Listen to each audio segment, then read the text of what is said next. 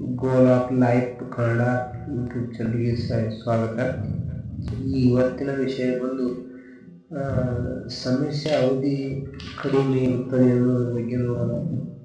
ಒಮ್ಮೆ ನಾವು ದೊಡ್ಡ ಸಮಸ್ಯೆಯೊಳಗೆ ಸಿಕ್ಕಿಕೊಳ್ಳುತ್ತೇವೆ. ನಂತರ ನಮಗೆ ಆ ಸಮಸ್ಯೆ ಅನಿಸುವುದಿಲ್ಲ. ನಿಧಾನವಾಗಿ ಅದನ್ನು ವಿಜಯ ಸಾಧಿಸುತ್ತೇವೆ. ಹೌದು, ಸಮಸ್ಯೆ ಅವಧಿ ತುಂಬಾ ಕಡಿಮೆ. ಮನುಷ್ಯನ ಆಯುಷ್ಯಕ್ಕಿಂತ ಅದರ ಅವಧಿ ತುಂಬಾ ಕಡಿಮೆ. ಹಾಗಂದ ಮೇಲೆ ಮನುಷ್ಯ ಹುಟ್ಟುತ್ತಿದ್ದಂತೆ ಸಮಸ್ಯೆಯೊಂದಿಗೆನೆ ಹುಟ್ಟುತ್ತಾನೆ. ಸಾವು ಎಲ್ಲಿವರೆಗೆ ಇರುತ್ತದೆಯೋ ಅಲ್ಲಿವರೆಗೆ ಸಮಸ್ಯೆ ಇರುವುದಿಲ್ಲ ಅಂತಲ್ಲ. ಸತ್ಯವನ್ನು ನಾವು ಅರಿತರೆ ತುಂಬಾ ವಿಚಿತ್ರ ಏನು ಇರುವುದಿಲ್ಲ.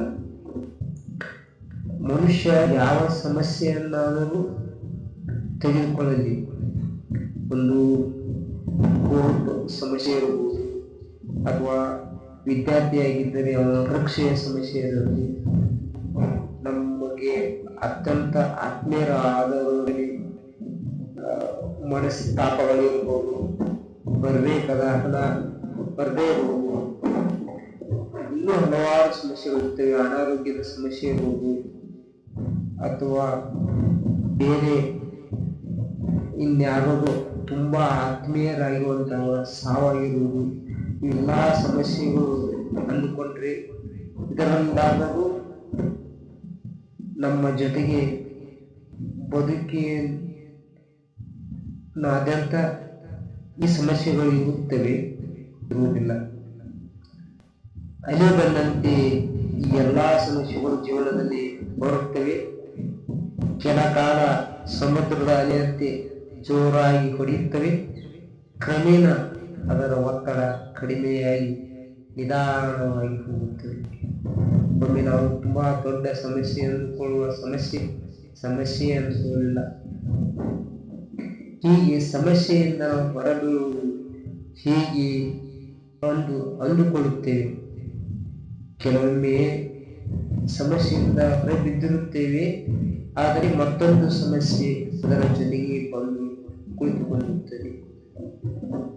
ಒಂದು ಕಾಲದ ಸಮಸ್ಯೆ ನಮಗೆ ಮತ್ತೊಮ್ಮೆ ಉತ್ತಮ ಅನುಭವವಾಗಿ ಮನಸ್ಸಿನಲ್ಲಿ ಉಳಿದುಕೊಂಡ್ರೆ, ಇಷ್ಟು ದೊಡ್ಡ ಸಮಸ್ಯೆಯಿಂದ ಹೊರಗೆ ಬಂದಿವೆಲ್ಲ ಎಂದು ಒಂದು ಸಲ ಸಂತೋಷ ಕೊಡುತ್ತೇವೆ.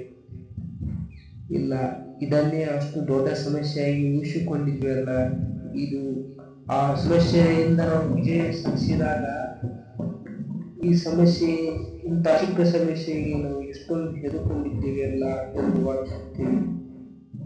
ಸಮಸ್ಯೆ ಎಂದೂ ವಿಜಯವನ್ನು ಸಾಧಿಸುವುದಿಲ್ಲ.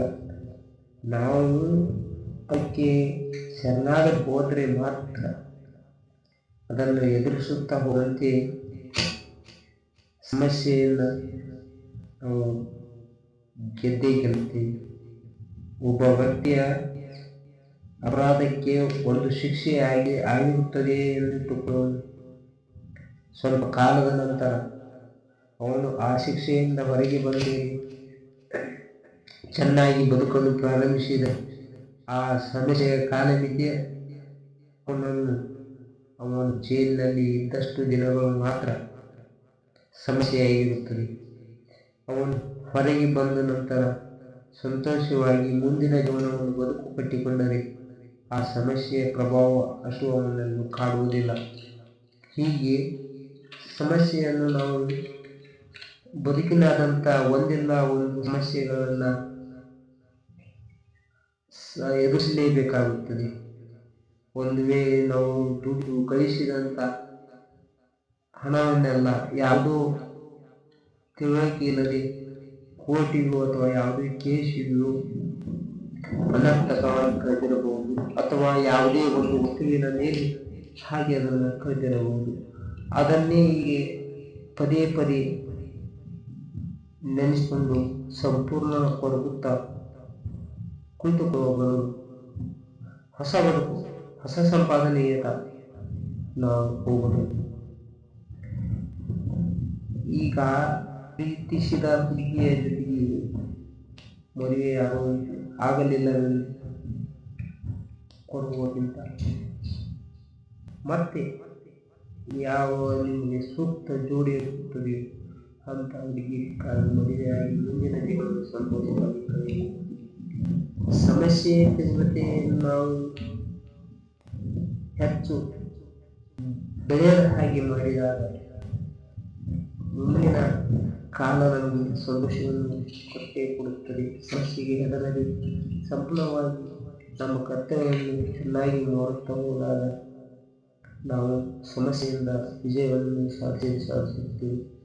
ಸಂಪೂರ್ಣ ಪ್ರಪಂಚವನ್ನು ಕಲ್ಲೋಲ ಮಾಡುವಂಥ ದಿವಾಳಿ ಬಂದಾಗ ಕೂಡ ಅದು ಹೆಚ್ಚು ದಿನ ಇರುವುದಿಲ್ಲ,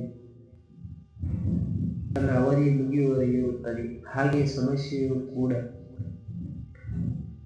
ಅದು ತನ್ನ ಅವಧಿಯ ಮುಗಿಯುವವರೆಗೆ ಇರುತ್ತದೆ. ನಂತರ ನಾವು ಮುಂದಿನ ಜೀವನಕ್ಕೆ ಹೆಚ್ಚು